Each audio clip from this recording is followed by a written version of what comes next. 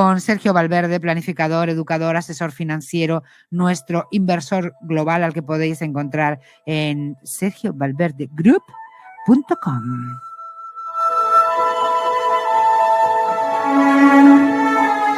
Ya es el más conocido de internet, o sea que ya ponéis Sergio Valverde, asesor financiero. Buenas tardes, Sergio. Buenas tardes.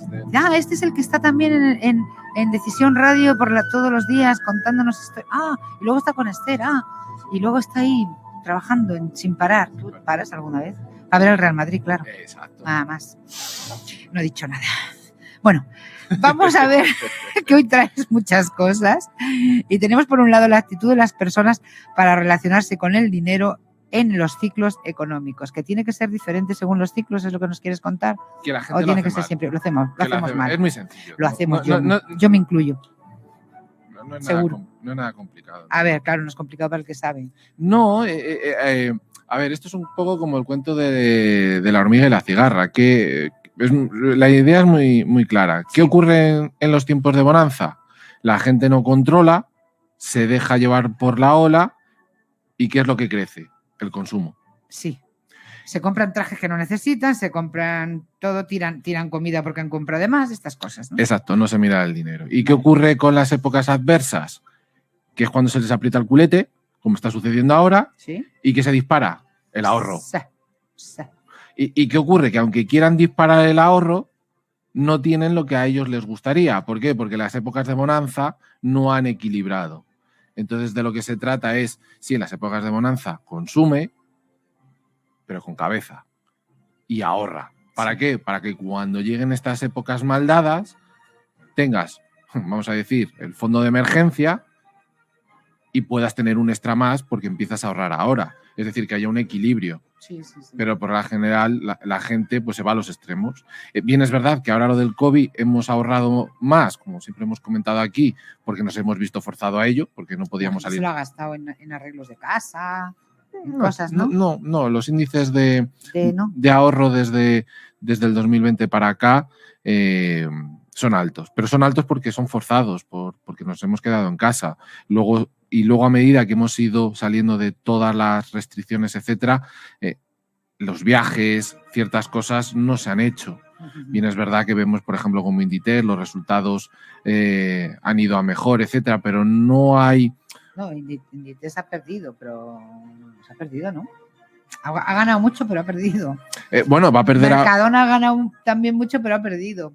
Sí, pero Inditex no tanto. Quien más ha perdido, entre otras cosas, es Mercadona, porque también ha subido mucho los salarios a sus trabajadores en comparación, pues por ejemplo, con Inditex y otras muchas compañías. Sí. Entonces, bien, es verdad que también Inditex ahora con lo de Rusia ha cerrado no sé cuántas, tenía bastantes tiendas allí abiertas y ha suspendido tanto el online como las tiendas en Rusia, con lo cual creo que era alrededor de un 6% dentro de su cuota de ventas, con lo cual el impacto no estamos hablando de un 25, un 30%, pero ese 6 dentro de todo, pues oye, es significativo. Sí. Entonces, de lo que se trata con esta idea de que la gente, pues que ahora, y valga la redundancia, aunque quede un poco jocoso, se les aprieta el culete porque ven la situación mal, intentan apurar ahora al máximo los gastos, que está bien, pero lo que tienes que tener en cuenta es aprender de esta situación para que si dentro de 6 meses, un año, la cosa se calma, empieza a ir más o menos mejor, que lo que estás haciendo ahora no lo dejes de hacer, sino que continúes, vamos a decir, trabajando por esa idea, que luches por esa idea. Además, eso, si quieres, me va dando paso también al siguiente punto, que es el del ahorro, con un caso práctico. Ayer estaba haciendo, no habíamos terminado lo que es la planificación, pero estaba con unos clientes y ellos, bueno, pues habían rellenado sus datos, sus ingresos, sus gastos y les salía una cantidad de ahorro que habían tenido al año. Ellos, claro, lo que buscan a través de la planificación es ir mejorando eso luego año a año. Pero les sorprendía, porque hay una parte dentro del software que utilizamos los planificadores financieros para intentar maximizar ese ahorro ya de cara a este 2022. Y cuando veían que se podía casi duplicar ese ahorro, ¿sí? Hubo ahí un momento como de silencio y luego se miraron entre ellos y en este caso fue el marido, ¿no? Dijo, hombre, te voy a decir una cosa. Si esto fuese así, nos solucionaba muchos de los problemas que teníamos. Entonces, te quedas como... Ahí está la importancia de la planificación, que cuando se empiezan a ver ciertos números y ciertas cuestiones, la gente empieza a tener, vamos a decir, un despertar, ¿no? El ver el Matrix. Y eso es importante que lo tengan en cuenta. ¿Qué ocurre o qué pega ahí? Y es donde yo ahí les tuve que parar un poco y de cara también a los que nos están escuchando para que entiendan las cosas. Para llegar a ese doble, ese ahorro, que sea el doble, y cada uno, cada persona, cada familia tendrá un número, hay que ser demasiado estricto. Y es lo que siempre me habéis escuchado. Rígido, hay que ser muy rígido. Exacto, y no... exacto. Y esa rigidez al final va a romper la motivación. Es decir, hay que ir haciendo un trabajo paulatino. ¿Por qué digo esto también? Porque desde distintos periódicos o desde distintos artículos a través de otras páginas web, etcétera, siempre nos hablan de gente de 30, 40, 50 años, vamos a decir jóvenes, que han conseguido la libertad financiera y te empiezan a contar su historia, ¿no? Y todo esto es muy americano, porque casi siempre te cogen extractos o artículos de Estados Unidos, ¿no? Claro, una pareja joven de 40 años han conseguido la libertad financiera y son casi millonarios. Claro, te empiezan a contar de que ellos tienen unos buenos puestos de trabajo, pero claro, no viven la vida como nosotros la entendemos. ¿Y qué quiero decir? No salen a cenar, no hacen viajes, todo lo hacen en casa. Encima la casa que tienen no pensemos que es una casa, no, es posiblemente alquilados en un barrio, bueno, que no va a ser un barrio marginal, pero tampoco es el barrio top al cual podrían acceder por su salario. Y todo súper restrictivo. Sí. Con lo cual, aquí siempre lo pongo el ejemplo, ¿no? El tío Gilito o el personaje de los Simpson, que era el jefe de Bart Simpson. Entonces, esos extremos, si ya vienes con esa idea, porque hay gente que ya viene con esa idea, es muy fácil, pero no es el común. No es el común. Entonces, esas personas, cuando ven esas cantidades, si tuvieran que ir hasta ese extremo, en un mes o menos han perdido la motivación y lo van a dejar de hacer. Claro. Digamos que es parecido como ir al gimnasio y desde el primer día empezar a dejar de comer todo. En principio se hace, pero digamos que es mejor en un proceso de, ¿no? Igual que la tabla, al principio no puede ser excesivamente dura porque no hay ese fondo, sino que se va poniendo. Con la comida sí que hay que intentar serlo, pero con el ejercicio no puedes meter lo que se debería de hacer porque al final te desmotiva. Entonces tiene que ser todo un proceso que te vaya creando un hábito con el cual te vayas encontrando bien. Y además tiene que ser un hábito, igual que en el gimnasio, en el cual vas elevando esa rigidez. Es decir, vas ampliando tu zona de confort, si lo quieres llamar. Entonces vas haciendo ciertas restricciones. Cuando ya llevas un tiempo que te has acostumbrado... Cuando ya te has acostumbrado como la rana. Tú sabes lo de la rana, ¿no? ¿El qué? Cuenta. Pues dicen, la rana, si tú coges una rana y la quieres meter en una olla que está hirviendo, la rana va a saltar. Sí. Pero si tú la metes en una olla fría, se queda ahí aguantando, la pones al fuego y se queda y se tuesta entera porque es incapaz de saltar. Porque va acumulando, como va subiendo la temperatura y luego... Y eso es lo que hacemos muchos humanos. Nos quedamos ahí sin saltar.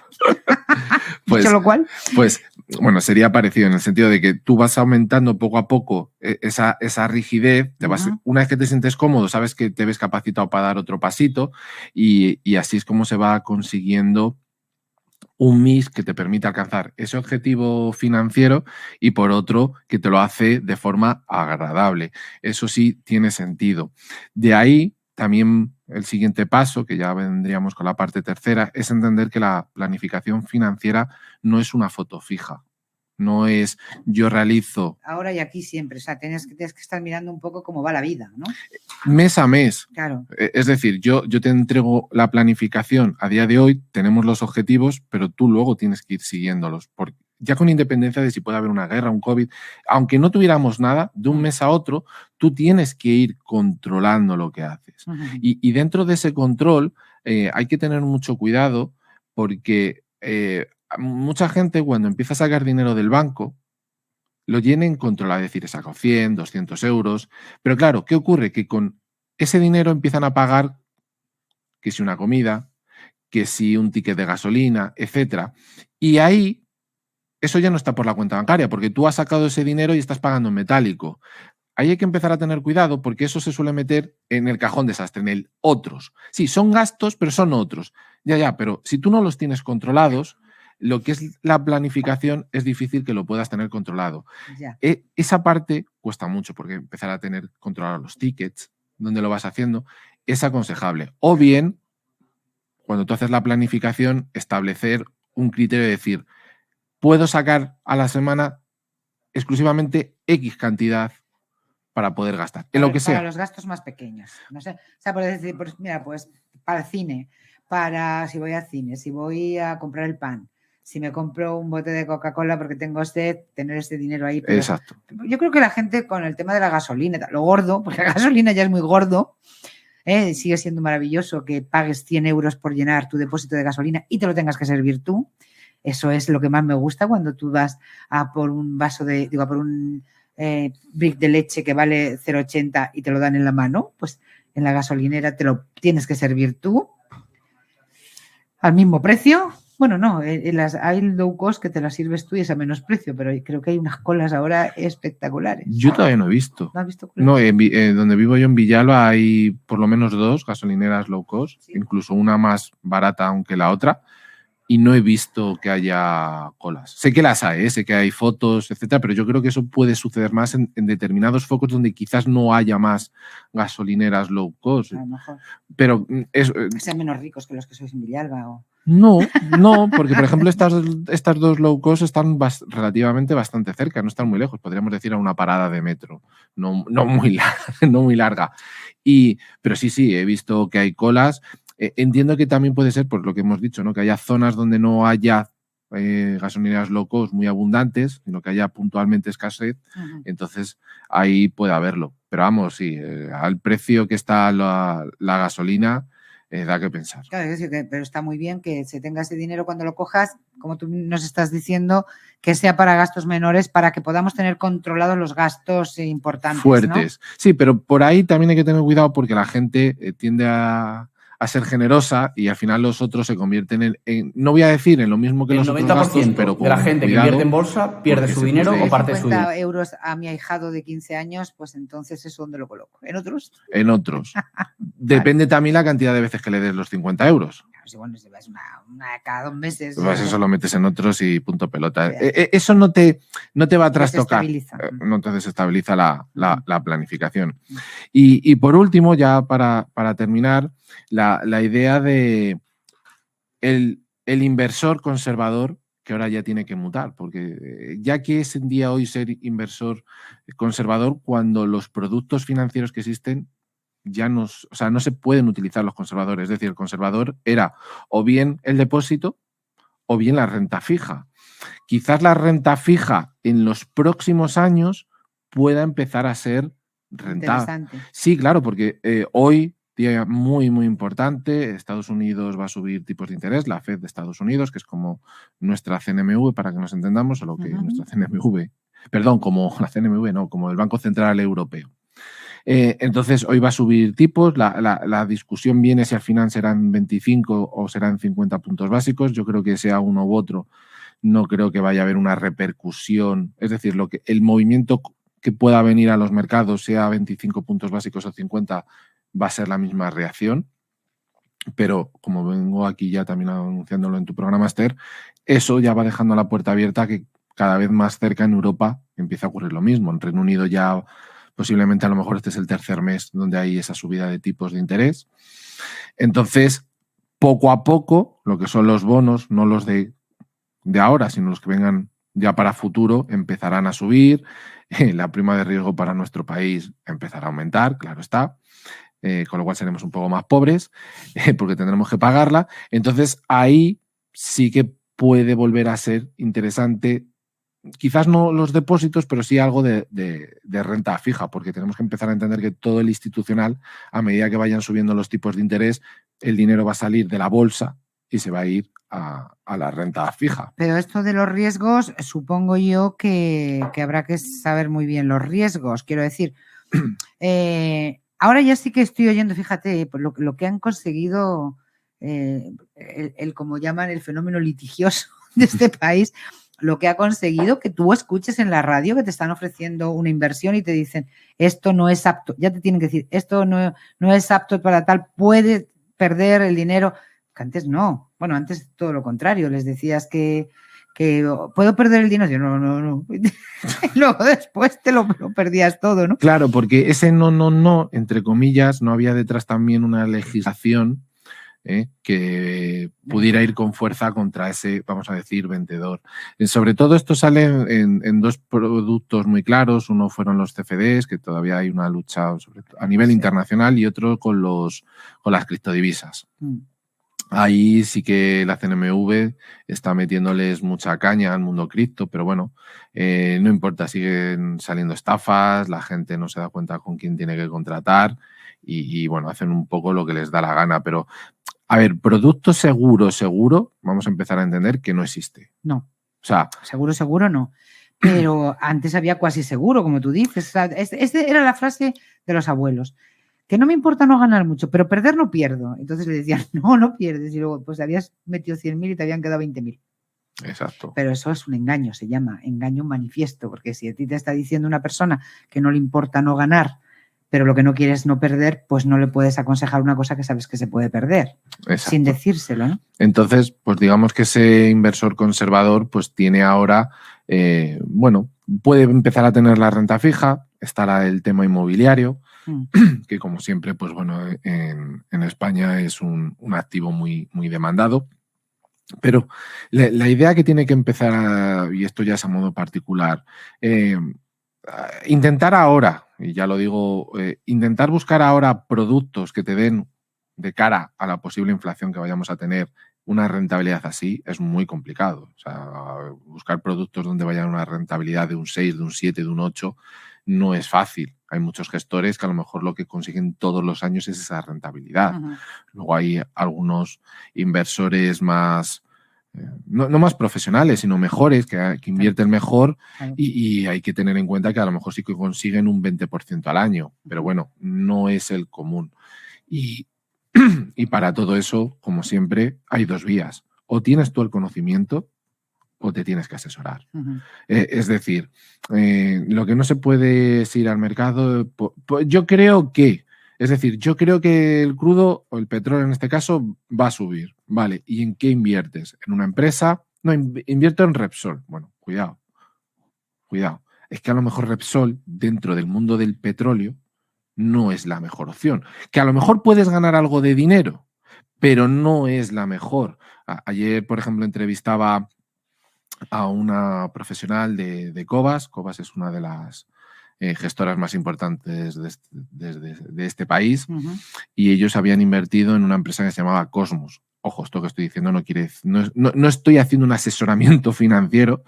Yo también meto la coletilla, como ves, para dejar las cosas claras, para que vayáis ahora y digáis, Cosmos, y empecéis a invertir como locos. No se trata de eso, sino que entendáis que es más, dentro de la página web de Cobas vienen por qué invierten en Cosmos, para que eso os sirva a vosotros, para que entendáis cómo hay que invertir. Ellos no invirtieron justo ahora que hay guerra, ellos llevan a lo mejor invertidos 6 meses. Es decir, estamos hablando, vamos a ponerlo como si estuviéramos hoy en enero, a lo mejor ellos ya llevan desde verano metido. ¿Por qué? Porque ellos cuando empezaron a valorar el sector de las materias primas, empezaron a detectar que había problemas, que había potencial de que eso subiera. Ahora, una cosa es que piensen que vaya a haber un potencial y otra cosa es lo que hemos visto. Son cosas que, eso es lo que yo llamo como vidas extras, ¿no? Como cuando jugamos a la consola. Es decir, tú puedes adivinar que sí que puede haber un nicho importante, de ahí a lo que ha sucedido y encima en tan corto espacio de tiempo es complicado. Entonces, ellos invirtieron en el sector del petróleo. ¿Y por qué en esta empresa? Bueno, pues porque vieron que tenía ciertas ventajas, ciertos contratos, un largo etcétera. Y eso es lo que tiene que analizar muchas veces el particular y no llevarse por los pálpitos. ¿Por qué? Porque a lo mejor ahora les está yendo muy bien con las materias primas, pero no son capaces de sacarlo cuando lo tienen que sacar. Y a lo mejor se quedan con algo de ganancias y en algunos de los casos pueden llegar incluso a pérdidas. Porque no saben, porque no tienen ese conocimiento. ¿Qué cosas? Entonces, por eso es tan importante. Si tú tienes el conocimiento, bien, para ello te has tenido que formar, que eso es importante.